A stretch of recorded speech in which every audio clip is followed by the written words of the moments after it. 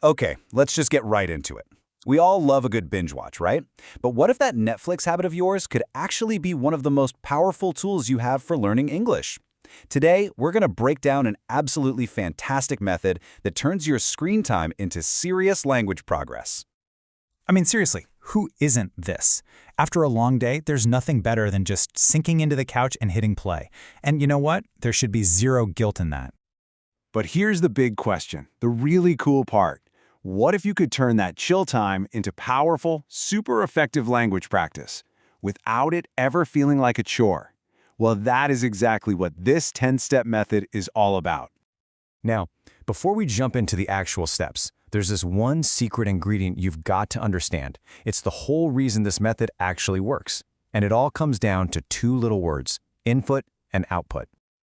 So think of it like this. On one side, you've got input. That's all the stuff you're taking in, watching the shows, listening to the dialogue, reading the subtitles. It's kind of like stocking up your pantry with ingredients.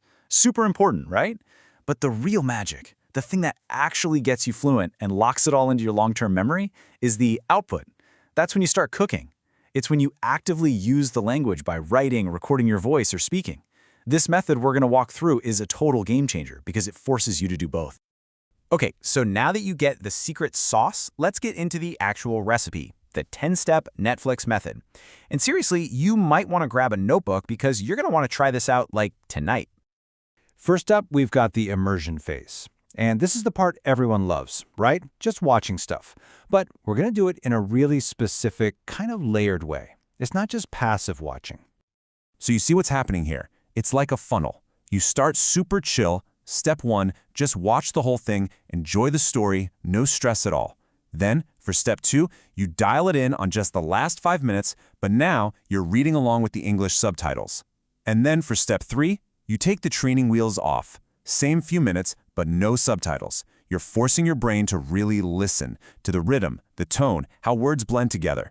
This is where you start to hear how people actually talk. All right, so you've soaked up all the sounds. Now it's time to get your hands dirty. We're moving into the analysis phase. Think of yourself as a language detective, okay? You're about to break down what you just heard. Now this is where it gets really powerful. In step 4, you're not just writing down single words. Nope, you're writing down the entire sentence. Why?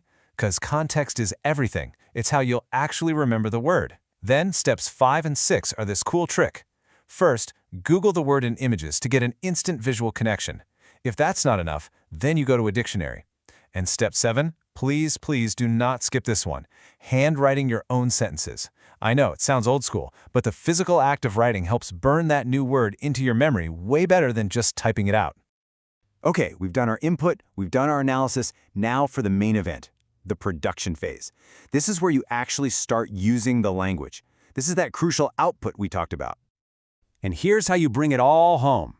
Step 8, you take those sentences you wrote and run them through something like Grammarly. Super easy way to check your work. Step 9, get your phone out, hit record, and read those sentences aloud. Compare how you sound to the dictionary's audio. It's like having a pronunciation coach in your pocket. And finally, step 10. Find a friend, let's call him your fluency guardian, and just send them a quick voice note. Tell them about the show. This step is huge. It bridges that gap between just studying and actually communicating.